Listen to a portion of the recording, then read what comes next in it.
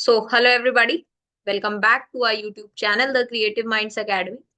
तो आज की जो वीडियो होने वाली है ये उन बच्चों के लिए बहुत इंपॉर्टेंट होने वाली है जो अभी क्लास 11 से क्लास 12 के अंदर जाने वाले हैं, ठीक है, या जा चुके हैं। अभी तक आप लोगों का क्लास 11th का रिजल्ट ऑलरेडी आ चुका होगा, ठीक है। तो अभी क्लास 12th का जो है, इस वीडियो के अंदर हम लोग बायोलॉजी का सिलेबस 2025-26 सेशन के लिए जो सीबीएसई ने ऑफिशियल सिलेबस रिलीज कर दिया है उस सिलेबस को हम लोग इस वीडियो के अंदर डिस्कस करने वाले हैं, ठीक है। सबसे पहले हम लोग थ्योरी का सिलेबस डिस्कस करेंगे, उसके बाद में हम लोग प्रैक्टिकल का सिलेबस डिस्कस करेंगे, ठीक है। एक ही वीडियो के अंदर दोनों सिलेबस डिस्कस हो जाएंगे, आपकी बुक्स से रिलेटेड इंफॉर्मेशन आपके साथ में शेयर हो जाएगी, किस टॉपिक से कितने मार्क्स के क्वेश्चंस आते हैं वो सारी बातें इसी वीडियो के अंदर हम लोग करने वाले हैं, ठीक है।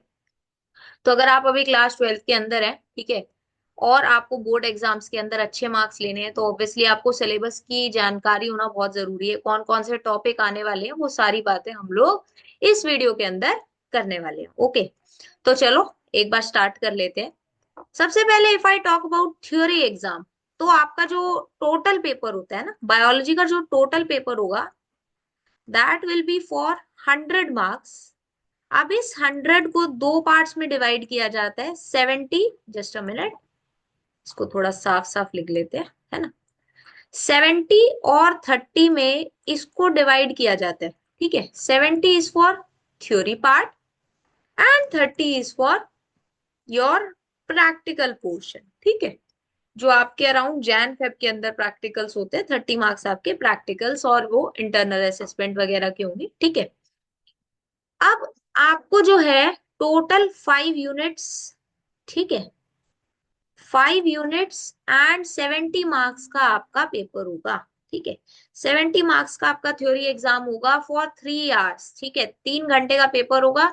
70 मार्क्स का पेपर होगा और 5 यूनिट, 5 यूनिट जिनमें से 13 चैप्टर्स जो है, ठीक है, 5 यूनिट जिनमें 13 चैप्टर्स जो है टोटल है। तो इन 13 चैप्टर्स में से आपका 70 मार्क्स का थ्योरी एग्जाम होगा, ठीक है। द फर्स्ट यूनिट इज, अच्छा अब इसमें 6, 7, 8, 9, 10th क्यों लिखा होता है, क्योंकि 11th और 12th वाली बायोलॉजी की जो दो बुक्स हैं उनके अंदर टोटल 10 यूनिट्स है, ठीक है। तो 11th का जो पोर्शन आप ऑलरेडी कवर कर चुके हो, यानी आपने वो फर्स्ट 5 यूनिट्स जो है कवर कर लिया। अब इसमें 6, 7, 8, 9, 10 इसलिए दिया होता है, ठीक है। बट ऑब्वियसली क्लास 12th की अगर बात की जाए तो your first unit is reproduction which carry 16 marks. इसके अंदर आपको 3 चैप्टर्स पढ़ने हैं, ठीक है। पहले इस यूनिट के अंदर 4 चैप्टर्स हुआ करते थे, reproduction in organism, sexual reproduction in flowering plants, उसके बाद human reproduction and reproductive health. अभी कुछ सालों से सीबीएसई ने रिप्रोडक्शन इन ऑर्गेनिजम्स चैप्टर को एलिमिनेट कर दिया है। तो अभी इस यूनिट के अंदर 3 chapter, sexual reproduction in flowering plants, human reproduction और रिप्रोडक्टिव हेल्थ, ये आपको पढ़ने हैं। एंड इस यूनिट से 16 मार्क्स का जो है आपके पेपर में पूछा जाएगा। Now if I talk about unit number 2 which is genetics and evolution, इसके अंदर से भी 3 चैप्टर्स जो है वो आपके हैं। And this unit carries maximum marks, ठीक है। इस यूनिट से 20 मार्क्स का जो है आपसे पेपर के अंदर, एग्जाम के अंदर पूछा जाएगा। इसके अंदर भी आपको 3 चैप्टर्स पढ़ने हैं। कौन कौन से चैप्टर्स आपको पढ़ने हैं, बेसिकली प्रिंसिपल्स ऑफ हेरिडिटी, है ना, इनहेरिटेंस एंड वेरिएशन। इसके अलावा हेरिडिटी यूनिट बेसिकली आपको पढ़नी है, मॉलिक्यूलर बेसिस ऑफ इनहेरिटेंस और साथ में इवोल्यूशन, ये आपको पढ़ने हैं। If I talk about biology and human welfare, इस यूनिट के अंदर 2 चैप्टर्स हैं, ठीक है। The first one is human health and diseases and the second one is microbes in human welfare. 12 marks का आपसे इस यूनिट में से पूछा जाएगा, यानी कि ये मान सकते हैं कि 6 मार्क्स ईच का आपसे एक चैप्टर में से पूछा जाएगा, ठीक है। अगर यहाँ से बात की जाए तो इसमें क्या होता है, बेसिकली रिप्रोडक्टिव हेल्थ जो होता है वो थोड़ा सा कम मार्क्स का पूछा जाता है। तो हम इसको 6+6+4 इसको कंसीडर कर सकते हैं, ठीक है।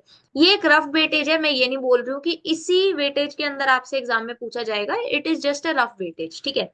अगर यहाँ पे बात की जाए जेनेटिक्स एंड इवोल्यूशन से, तो यहाँ पर मान सकते हैं कि आपसे जो है बेसिकली 7+7+6 इस तरीके से पूछा जा सकता है, या किसी भी तरीके से जो है सीबीएसई अपना जो है क्वेश्चंस का या चैप्टर का वेटेज रख सकता है। बट इस पर्टिकुलर यूनिट में से इतने ही मार्क्स का आपसे पूछा जाएगा। Now if I talk about unit number 4, that is biotechnology and its application. इसके अंदर भी दो चैप्टर्स है, ठीक है। तो first one talks about the basics of biotechnology and the second one is applications. 12 marks का जो है आपसे इस यूनिट में से पूछा जाएगा, 12 मार्क्स का जो है आपसे इस यूनिट में से पूछा जाएगा। That means around 6 marks each हम इस चैप्टर में से भी मान के चल सकते हैं, ठीक है, एक चैप्टर में से। The last unit is ecology and environment, 3 chapters, ठीक है, 3 chapters and this unit is for 10 marks, ठीक है। तो यानी कि हम इसमें से भी मान सकते हैं कि 3+3+4 इस तरीके से कुछ जो है इस यूनिट में से आपकी हर चैप्टर की जो है वेटेज रहने वाली है, ठीक है। So basically this sums up to 70 marks, ठीक है। यानी मैक्सिमम वेटेज कौन सी यूनिट कैरी कर रही है? Unit number 2 genetics and evolution. Then comes reproduction, उसके बाद biology and human welfare, biotechnology and its application, and उसके बाद है इकोलॉजी एंड एनवायरमेंट। काफी बेसिक यूनिट होती है, ठीक है, इसमें से कम मार्क्स का पूछा जा रहा है। But if you want to score 95 plus marks और आप अगर 100 का टारगेट कर रहे हो, तो आपके लिए एक एक मार्क्स इंपॉर्टेंट हो जाता है, एक एक चैप्टर इंपॉर्टेंट हो जाता है, ठीक है, एक एक कॉन्सेप्ट आपके लिए इंपॉर्टेंट हो जाता है, ठीक है। तो आपको उसी तरीके से समझ के चलना है, ठीक है। अब हम लोग एक बार ना डिटेल में डिस्कस कर लेते हैं कि किस यूनिट के अंदर कौन से चैप्टर में से कौन कौन से टॉपिक्स आपको पढ़ने हैं, ठीक है। अच्छा, ये जो सिलेबस रहेगा इसका जो पीडीएफ है, आप हमारे टेलीग्राम चैनल जो कि द क्रिएटिव माइंड्स एकेडमी के नाम से है, ठीक है, जो हमारा टेलीग्राम चैनल है वो हमारा द क्रिएटिव माइंड्स एकेडमी के नाम से है, ठीक है। जिस नेम से हमारा यूट्यूब चैनल है, सेम नेम से आपको टेलीग्राम के ऊपर हमारा चैनल मिल जाएगा, जिसके ऊपर सभी इंपॉर्टेंट पीडीएफ जो है वो अपलोड होती है, ठीक है। तो वहां से आप जो है इस पीडीएफ को डाउनलोड कर सकते हो, ठीक है, और इसका प्रिंट निकलवा के रख सकते हो, ताकि आपको पता रहे कि कौन से यूनिट के कौन से चैप्टर में से आपको कौन से टॉपिक्स कवर करने हैं, okay. So if I talk about unit 1 which is reproduction, and उसका first chapter is sexual reproduction in flowering plants. अब इस यूनिट के अंदर आपको क्या क्या पढ़ना है, इस चैप्टर के अंदर आपको क्या क्या पढ़ना है? You have to study about the structure of flower, ठीक है, फ्लावर का स्ट्रक्चर क्या क्या जो है ऑर्गन्स होते हैं फ्लावर के, उनके बारे में आपको पढ़ना है, ठीक है। Development of male and female gametophytes के बारे में आपको पढ़ना है। पॉलिनेशन के बारे में पढ़ना है, पॉलिनेशन कितने टाइप का होता है, ठीक है, पॉलिनेशन की एजेंसीज क्या होती है, एग्जांपल्स क्या होते हैं, आउटब्रीडिंग डिवाइसेस क्या होते हैं, what is pollen pistil interaction, double fertilization, post fertilization events, जिनके अंदर आपको एंडोस्पर्म और एम्ब्रियो डेवलपमेंट के बारे में मेजरली पढ़ना है। उसके बाद में आपको डेवलपमेंट ऑफ सीड और फ्रूट फॉर्मेशन के बारे में पढ़ना है। स्पेशल मोड्स क्या होते हैं, ठीक है, जिसके अंदर आपको एपोमिक्सिस, पार्थिनोकार्पी और पॉलीएम्ब्रियोनी के बारे में पढ़ना होगा, ठीक है।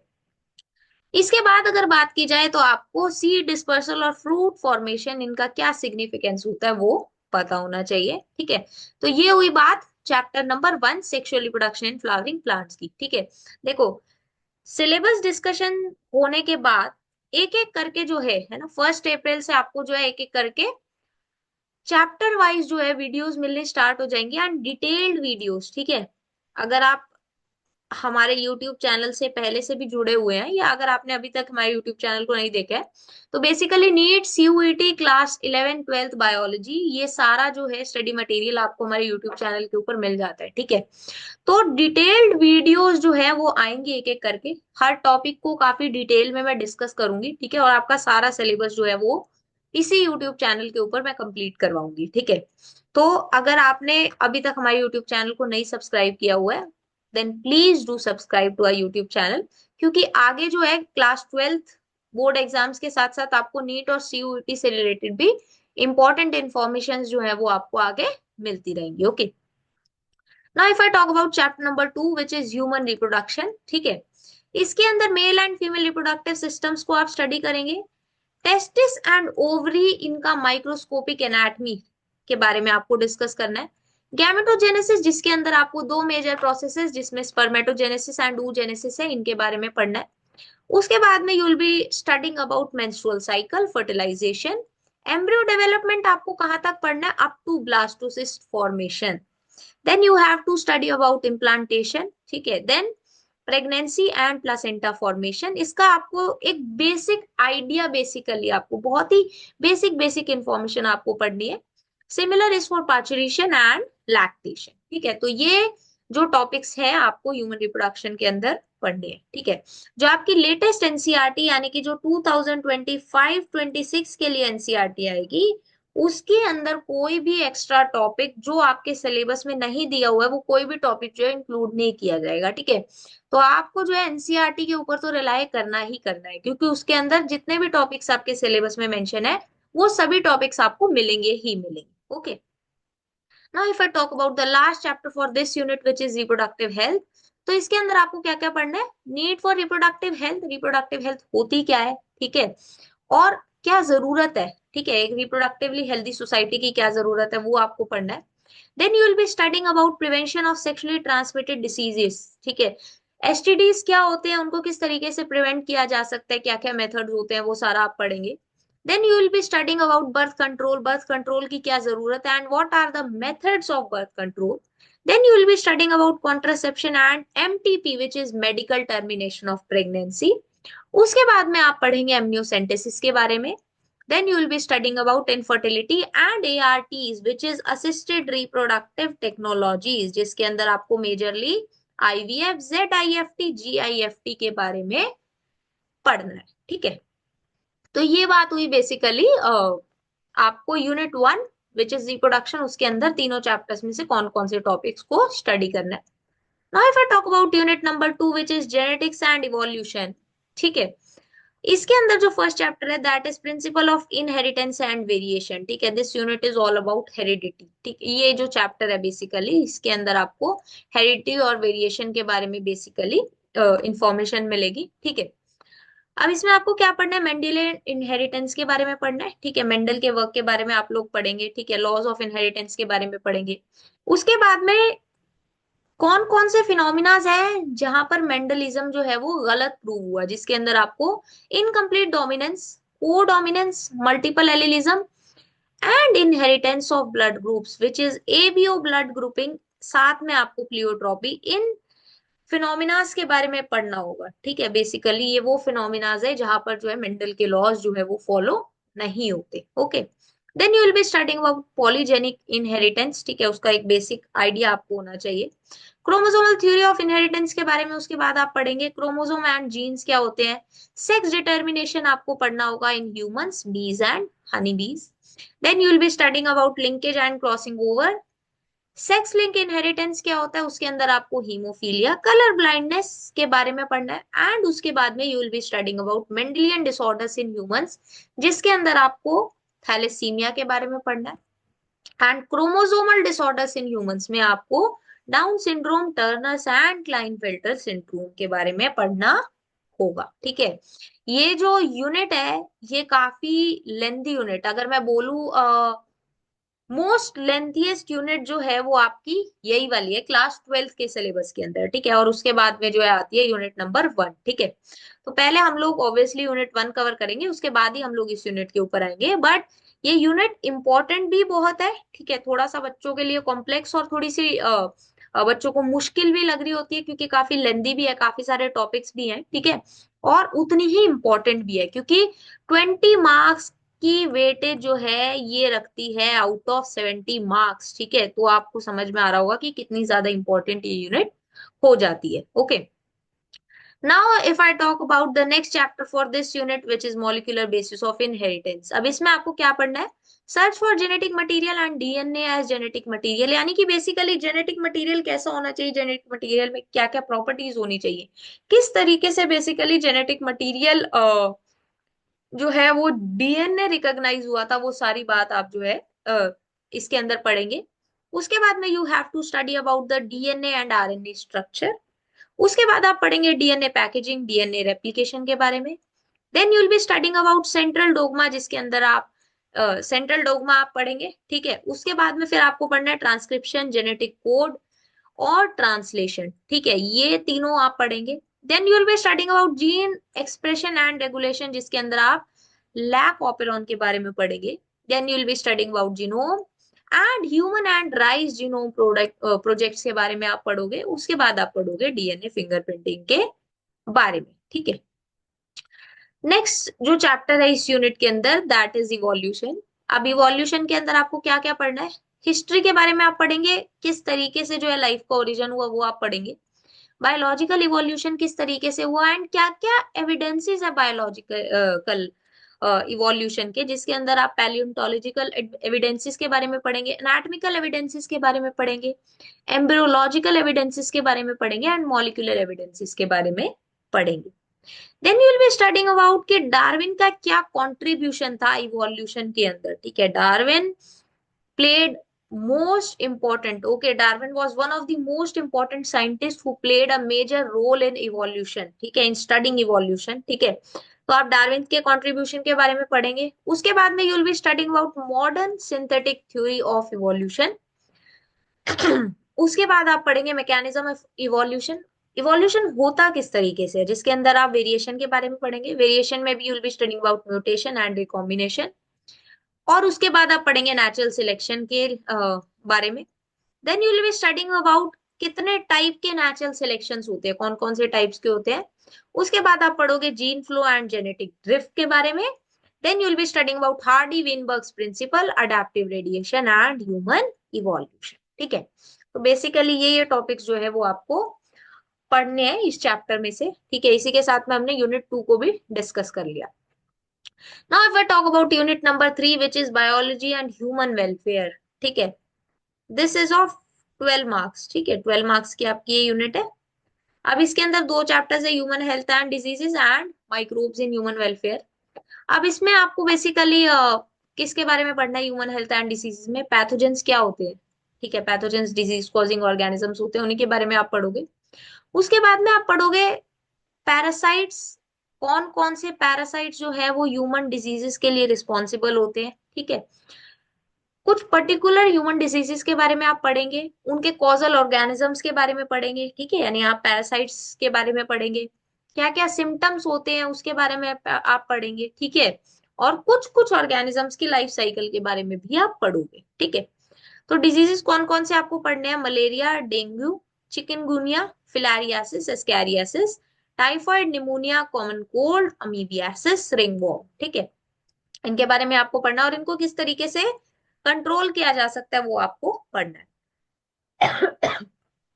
Then you will be studying about immunology, ठीक है। इम्यूनोलॉजी के बारे में आप पढ़ेंगे, जिसके अंदर आप वैक्सीन के बारे में स्टडी करेंगे।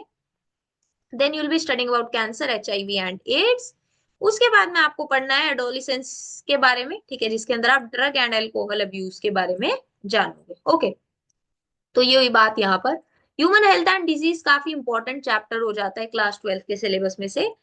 और आई वुड से कि थोड़ा सा इजी भी रहता है, ठीक है, अगर आप ध्यान से करो या समझो तो ये थोड़ा इजी चैप्टर हो जाता है। और इम्पोर्टेंट तो है ही ऑब्वियसली, ठीक है, तो ये इजी और इम्पोर्टेंट की कैटेगरी में मैं इसको डालूंगी।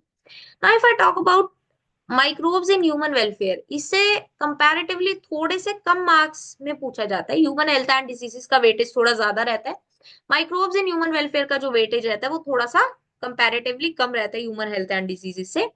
Obviously equal number, equal marks में भी पूछा जा सकता है दोनों यूनिट में से। बट ये जो है इजी यूनिट है, ठीक है, सॉरी इजी चैप्टर है ये comparatively human health and diseases से। क्योंकि बेसिकली इस चैप्टर में आपको क्या पढ़ना है? माइक्रोब्स के बारे में पढ़ना है, ठीक है। अभी आपने डिजीज कॉजिंग माइक्रो ऑर्गेनिजम्स के बारे में आप यहाँ पर पढ़ोगे। और इस चैप्टर में आप पढ़ोगे कि माइक्रोब्स यूज किस तरीके से होते हैं, ठीक है, यानी कि माइक्रोब्स हेल्पफुल किस तरीके से हमारे लिए होते हैं डिफरेंट इंडस्ट्रीज के अंदर, डिफरेंट प्रोसेसेस के अंदर, वो आप इस चैप्टर के अंदर पढ़ोगे। सबसे पहले you will be studying about microbes food processing में किस तरीके से रोल प्ले करते हैं। What is the role of microbes in industrial production.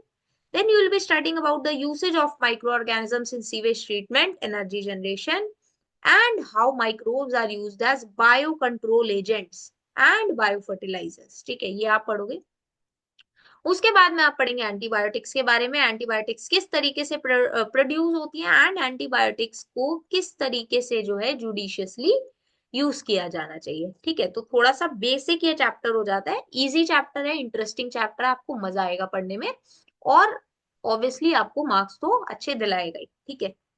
Now if I talk about unit number 4 which is biotechnology and its application, तो इस unit के अंदर से भी आपसे 12 मार्क्स का जो है वो पूछा जाएगा। ठीक है, 12 मार्क्स का आपसे पूछा जाएगा एंड दो चैप्टर्स आपको पढ़ने हैं। The first one is biotechnology principles and processes. अब इस चैप्टर के अंदर ना बेसिकली आपको जेनेटिक इंजीनियरिंग के बारे में पढ़ना है। ठीक है, आरडीटी। ठीक है, किस तरीके से रिकॉम्बिनेंट डीएनए प्रोड्यूस होता है, क्या क्या स्टेप्स इन्वॉल्व होते हैं, वो सारा आप इस चैप्टर के अंदर पढ़ोगे। ठीक है, तो ये जो चैप्टर है बेसिकली वो प्रिंसिपल बताएगा। ठीक है, बायोटेक्नोलॉजी किस किस प्रिंसिपल के ऊपर रिलाई करती है वो बताएगा, एंड क्या प्रोसेस होता है रिकॉम्बिनेंट डीएनए को प्रोड्यूस करने का, वो सारे प्रोसेसेस के बारे में आप जो है इस चैप्टर के अंदर पढ़ोगे। जो नेक्स्ट चैप्टर आप इस यूनिट के अंदर पढ़ोगे that is biotechnology and its application. इसके अंदर आप वही बायोटेक्नोलॉजिकल जो प्रोसेसेस हैं, ठीक है, biotechnology is one of the booming fields right now. ठीक है, काफी सारे बच्चे जो है वो 12th के बाद में बेसिकली अपनी ग्रेजुएशन जो है वो बायोटेक्नोलॉजी में करते हैं ना, या डायरी टेक्नोलॉजीज वगैरह के अंदर करते हैं। ठीक है, तो बीएससी बायोटेक जो है वो काफी अभी आज की डेट में काफी बूमिंग फील्ड है। ठीक है, काफी फैसिनेटिंग लगती है स्टूडेंट्स को। ठीक है, तो आप इसको भी as a career option obviously choose कर सकते हो, बट ऑब्वियसली उसके बारे में हम लोग बाद में बात करेंगे। सो इस चैप्टर के अंदर आप बेसिकली बायोटेक्नोलॉजी की एप्लीकेशंस के बारे में स्टडी करोगे। ठीक है, बायोटेक्नोलॉजी का क्या एप्लीकेशन है हेल्थ और एग्रीकल्चर के अंदर, ह्यूमन इंसुलिन और वैक्सीन प्रोडक्शन में किस तरीके से बायोटेक्नोलॉजी यूज की जाती है, स्टेम सेल टेक्नोलॉजी के बारे में आप पढ़ोगे। Then you will be studying about gene therapy. उसके बाद में आप पढ़ेंगे जीएमओ यानी कि जेनेटिकली मॉडिफाइड ऑर्गेनिजम्स के बारे में, जिसके अंदर आप बीटी क्रॉप्स के बारे में जानोगे। ठीक है, बीटी क्या होता है वो हम लोग इस चैप्टर को जब पढ़ेंगे तभी जानेंगे। Then you will be studying about transgenic animals. ठीक है, ट्रांसजेनिक एनिमल्स क्या होते हैं, बेसिकली जिनके जीन्स को अल्टर किया जाता है। ठीक है, दोज आर ट्रांसजेनिक एनिमल्स। ठीक है, ऐसे ट्रांसजेनिक प्लांट्स भी होते हैं। ठीक है, then you will be studying about biosafety issues and then you will be studying about biopiracy and patents. ठीक है, तो ये बेसिकली आपको इस चैप्टर के अंदर पढ़ना है। ठीक है, यहाँ पर भी थोड़ा सा ये चैप्टर बच्चों को कॉम्प्लेक्स लगता है, एप्लीकेशन सो ऑब्वियसली थोड़ा सा बच्चों के लिए इजी हो जाता है जब आप प्रोसेस जान लेते हो। तो आई वुड से कि ये थोड़ा सा कंपैरेटिवली फर्स्ट चैप्टर से इस यूनिट के इजी हो जाता है। ठीक है, now if I talk about the last unit which is ecology and environment. अब इसके अंदर 3 चैप्टर्स हैं एंड दो 3 चैप्टर्स कैरी 10 मार्क्स। ठीक है, 10 मार्क्स के लिए आपसे इन 3 चैप्टर्स में से पूछा जाएगा। ठीक है, कलर चेंज कर लेते हैं। ओके, तो the first chapter is organisms and population, the second chapter is ecosystem and the third one is biodiversity and conservation. अब ऑर्गेनिजम्स एंड पॉपुलेशन चैप्टर के अंदर आपको क्या पढ़ना है, पॉपुलेशन इंटरैक्शंस के बारे में पढ़ना है। ठीक है, जिसके अंदर आप वेरियस इंटरैक्शंस को जानोगे। अब इंटरैक्शंस बेनिफिशियल भी हो सकती है, हार्मफुल भी हो सकती है। ठीक है, या फिर न्यूट्रल भी हो सकती है, वो सारा आप पढ़ोगे। ठीक है, म्यूचुअलिज्म के बारे में आप जानोगे। Then you will be studying about competition, predation and parasitism. उसके बाद में आप कुछ पॉपुलेशन एट्रीब्यूट्स के बारे में पढ़ोगे। ठीक है, जिसके अंदर आप जानोगे ग्रोथ क्या होती है। ठीक है, कब हम लोग बोलते हैं कि ग्रोथ हुई है। Then you will be studying about birth rate, death rate. ठीक है, एंड उसके बाद में आप एज डिस्ट्रीब्यूशन के बारे में पढ़ोगे। Then you will be studying about ecosystem. ठीक है, जो सेकंड चैप्टर आएगा इस यूनिट में दैट इज इकोसिस्टम। अब इकोसिस्टम में आप क्या पढ़ोगे, इकोसिस्टम होते क्या है, what is ecosystem, different type of ecosystems, क्या क्या पैटर्न्स होते हैं इकोसिस्टम के, क्या क्या कंपोनेंट्स होते हैं इकोसिस्टम के, वो आप जानोगे। फिर उसके बाद में आपको पढ़ना है प्रोडक्टिविटी और डीकम्पोजिशन के बारे में, एनर्जी फ्लो किस तरीके से होता है। ठीक है, एनर्जी फ्लो किस तरीके से होता है। ठीक है, एनर्जी पिरामिड्स के बारे में। ठीक है, एनर्जी पिरामिड्स के बारे में आप जानोगे। अपार्ट फ्रॉम दिस आप किसके बारे में जानोगे, बायोमास पिरामिड्स के बारे में जानोगे। ठीक है, नंबर पिरामिड्स के बारे में जानोगे। ठीक है, यानी कि वेरियस पिरामिड्स को आप स्टडी करोगे इस पर्टिकुलर चैप्टर के अंदर। ओके, इस पर्टिकुलर चैप्टर के अंदर ये चीजें आपको स्टडी करनी। ओके, आई होप यहाँ तक आपको समझ में आया। देखो वैसे इसमें समझने जैसा कुछ नहीं है, हम लोग जस्ट एक सिलेबस को लेके डिटेल्ड ओवरव्यू कर रहे हैं। ठीक है, और मुझे ऐसा लगता है कि सिलेबस स्टार्ट करने से पहले ना आपको जो है ना, ठीक है, अगर आपको क्लास 12 पढ़ना स्टार्ट करना है उससे पहले आपको सिलेबस का एक अच्छा जानकारी होना बहुत जरूरी है। ठीक है, इसलिए वीडियो थोड़ा सा डिटेल्ड हो रही है। ठीक है, अगर आप लास्ट ईयर की भी वीडियो देखो तो वो भी मैंने इसी तरीके से डिटेल्ड बनाई थी। ठीक है, तो ये वीडियो भी जो है बेसिकली मैं नहीं चाहती कोई भी पॉइंट मिस हो, इसलिए this video is also in a little detail. Okay, now if I talk about the last chapter of this unit and of your class 12 syllabus, that is biodiversity and its conservation। अब इसमें आपको पढ़ना है biodiversity होती क्या, what is the concept behind biodiversity, patterns क्या क्या होते हैं बायोडाइवर्सिटी के, एंड बायोडाइवर्सिटी इंपॉर्टेंट क्यों है। ठीक है, सबको पता है बट आप इसको और डिटेल में इस चैप्टर के अंदर जानोगे। अगर बायोडाइवर्सिटी लॉस हो जाए तो क्या क्या कॉन्सिक्वेंसेस फेस पड़ सकते हैं हम लोगों को, बायोडाइवर्सिटी को किस तरीके से कंजर्व करा जाना चाहिए, बायोडाइवर्सिटी हॉटस्पॉट्स, एंडेंजर्ड ऑर्गेनिजम्स क्या होते हैं, व्हाट इज एक्सटिंक्शन, उसके बारे में आप जानोगे। रेड डेटा बुक क्या है और उसके अंदर कौन सी इंफॉर्मेशन होती है वो आप जानोगे। सेक्रेड ग्रूव्स क्या होते हैं, what are biosphere reserves, national parks, wild life sanctuaries and Ramsar sites, ये सारी बातें आप इस पर्टिकुलर चैप्टर के अंदर करने वाले। ओके, सो बेसिकली हमने जो है अभी सिलेबस आपका डिस्कस कर लिया। ठीक है, क्या किया अभी हमने, आपका जो है सिलेबस डिस्कस कर लिया। This unit was for 16 marks, right? Yes, this was for 16 marks. ठीक है, तो अभी हमने थ्योरी का जो सिलेबस था, थ्योरी का जो सिलेबस था हमने अभी डिस्कस कर लिया। Now we are moving towards the syllabus of your practical. ठीक है, अब अगर प्रैक्टिकल की बात की जाए तो आपका जो प्रैक्टिकल होगा, ठीक है, ओके कलर दोबारा चेंज कर लेते हैं।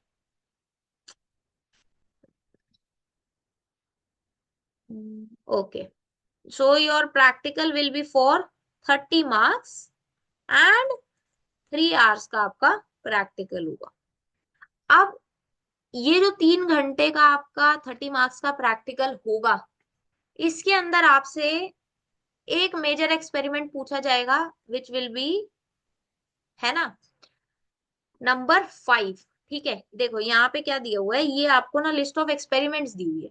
ठीक है, अब ये जो एक्सपेरिमेंट लिस्ट आपको दी हुई है ना, इस लिस्ट के अंदर से आपसे जो है एक्सपेरिमेंट्स पूछे जाएंगे। ठीक है, तो ये जो वन मेजर एक्सपेरिमेंट होगा ये होगा 5 मार्क्स का, जो माइनर एक्सपेरिमेंट होगा that will be of 4 marks. Slide preparation होगी, ठीक है, from first and fourth part. ठीक है, दो स्लाइड प्रिपरेशन होगी वो भी 5 मार्क्स की होगी। फिर आपसे स्पॉटिंग पूछी जाएगी। अब स्पॉटिंग में क्या होता है, कई बार ना आपको माइक्रोस्कोपिक इमेजेस दिखाई जाती है, यानी माइक्रोस्कोप में ना कुछ स्लाइड्स लगाई जाएंगी, माइक्रोस्कोप में कुछ स्लाइड्स लगाई जाएंगी, आप उनको आइडेंटिफाई करोगे, आपसे डायग्राम बनाने के लिए पूछ सकते हैं। ठीक है, और आपको क्या करना होगा, कुछ कमेंट्स लिखने होंगे। ठीक है, स्पॉटिंग के अंदर क्या होता है, आइडेंटिफिकेशन होता है। ठीक है, आइडेंटिफिकेशन के बाद में आपको कमेंट्स लिखने होते हैं, यानी जो आपको दिख रहा है उसके बारे में आप लिखेंगे, कुछ पॉइंट्स लिखेंगे, एंड आपको एक रफ सा डायग्राम बनाना होता है। कई बार डायग्राम बनाना होता है, कई बार ये टीचर्स नहीं भी पूछते हैं। ठीक है, बट ये जो है आपको स्पॉटिंग का फॉर्मेट रहता है। ठीक है, तो आपसे जो स्पॉटिंग पूछी जाएगी that will be of 7 marks. Okay, उसके बाद में प्रैक्टिकल रिकॉर्ड और वाइवा वॉइस जो होगा आपका, ठीक है, जो वाइवा वोसी होगा, ठीक है, तो ये आपका जो होगा that will be of 4 marks. Okay, and उसके बाद इन्वेस्टिगेटरी प्रोजेक्ट जो होता है, ठीक है, एंड उसका प्रोजेक्ट रिकॉर्ड। अब क्या होता है, प्रोजेक्ट जो है वो आपको टीचर्स असाइन करेंगे, वो प्रोजेक्ट के ऊपर आप इन्वेस्टिगेशन करेंगे, यानी आप कुछ पर्टिकुलर रिसर्च करेंगे, उसका आप एक प्रोजेक्ट रिकॉर्ड बनाओगे और उससे रिलेटेड आपका एक वाइवा कंडक्ट किया जाएगा।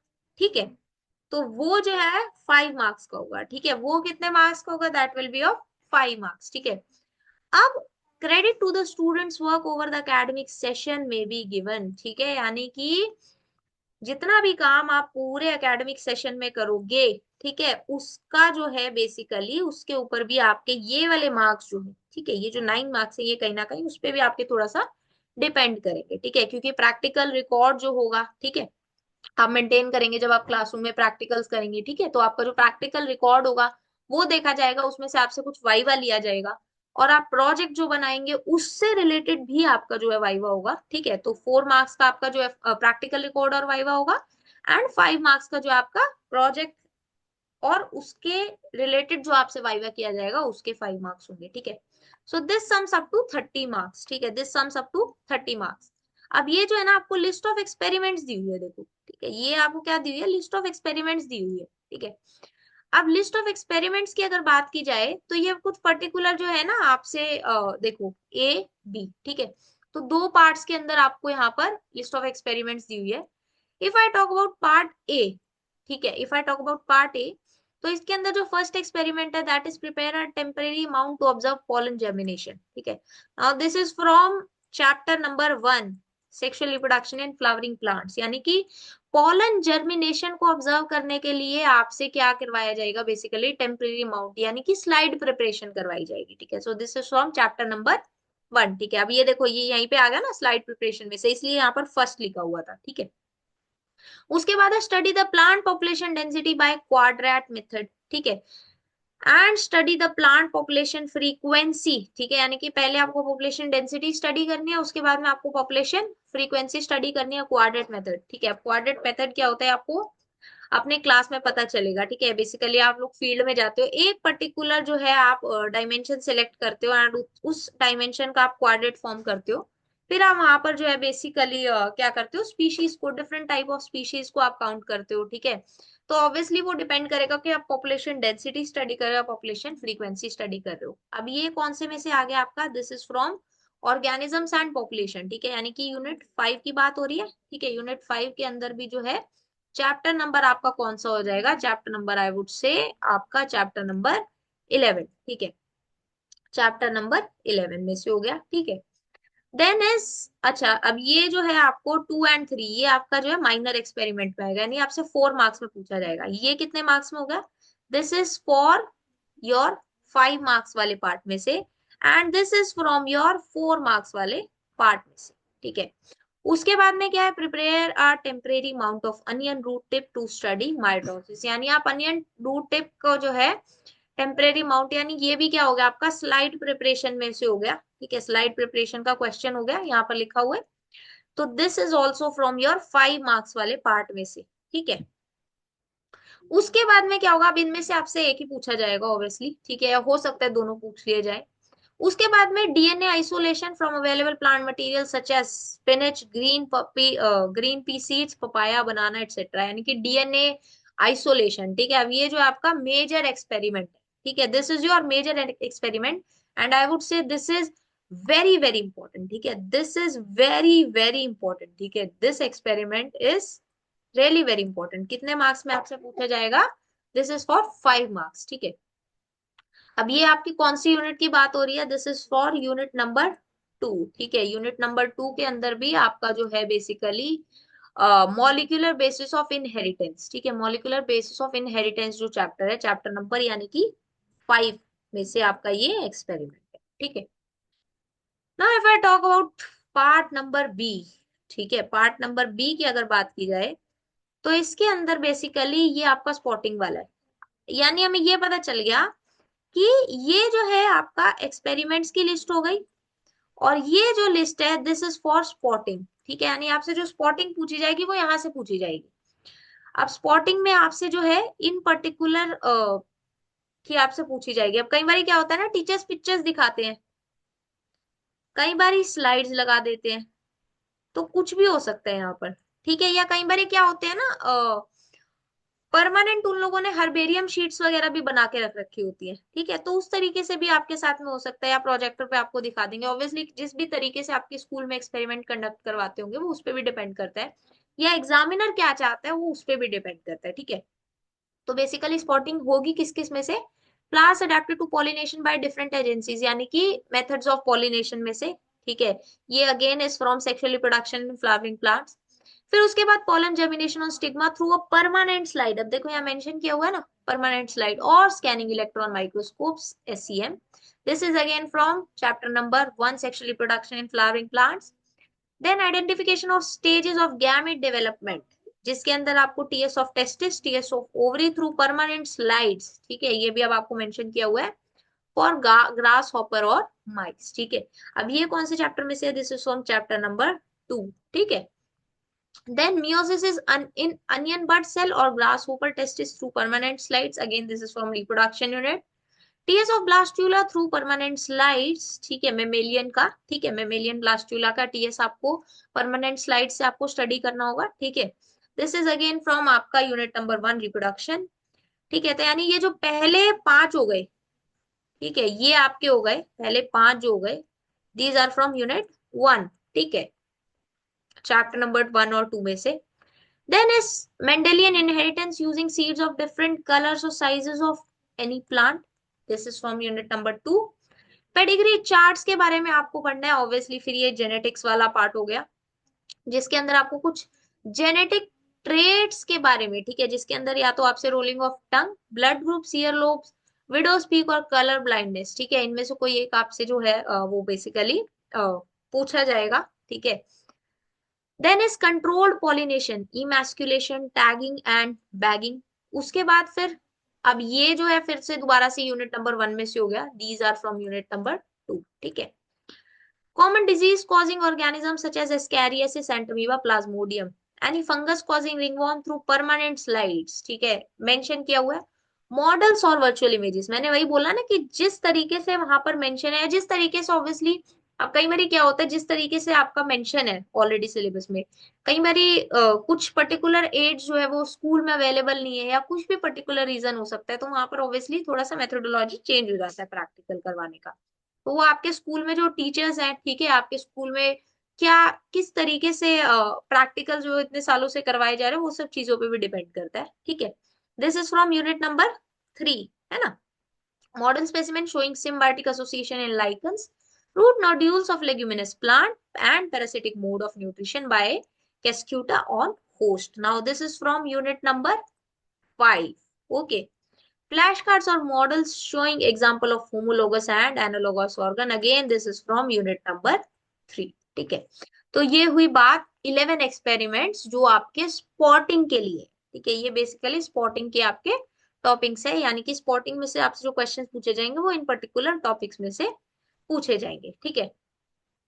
अब अगर बात की जाए practical examination for visually impaired students, ठीक है, उनके लिए जो कंडक्ट कराया जाएगा, तो उनका जो प्रैक्टिकल होगा that will be of 30 marks, ठीक है, थ्योरी का सेम रहेगा, एंड जो उनका एक्सपेरिमेंट होगा that will be for 2 hours, उसका जो ड्यूरेशन होगा that will be for 2 hours, जिसके अंदर क्या होगा basically, they should be able to identify the apparatus, and वो किस तरीके से वर्क करता है उसके साथ में उनकी फैमिलियरिटी होनी जरूरी है। एक रिटन टेस्ट कंडक्ट कराया जाएगा, ठीक है, बेस्ड ऑन गिवन और प्रेस्क्राइब्ड प्रैक्टिकल्स, ठीक है। प्रैक्टिकल रिकॉर्ड्स होगा 5 मार्क्स का, एंड वाइवा होगा उनका 10 मार्क्स का। अब रिटन टेस्ट होगा that will be for 10 marks, and identification के जो है दैट आर 5 मार्क्स, ठीक है। This sums up to 30 marks, okay, this sums up to 30 marks, ठीक है। अब ये जो बेसिकली कुछ गाइडलाइंस दी हुई है उनके लिए, ठीक है। तो इस तरीके से जो है हमने सारा सिलेबस अभी डिस्कस कर लिया, ठीक है, ये हमने सारा सिलेबस अभी डिस्कस कर लिया।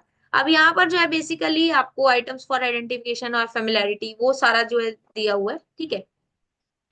अब अगर बात की जाए प्रेस्क्राइब बुक्स की, ठीक है, तो सबसे पहले आपके लिए एनसीईआरटी बुक्स जो है दोज आर मोस्ट इम्पोर्टेंट, ठीक है।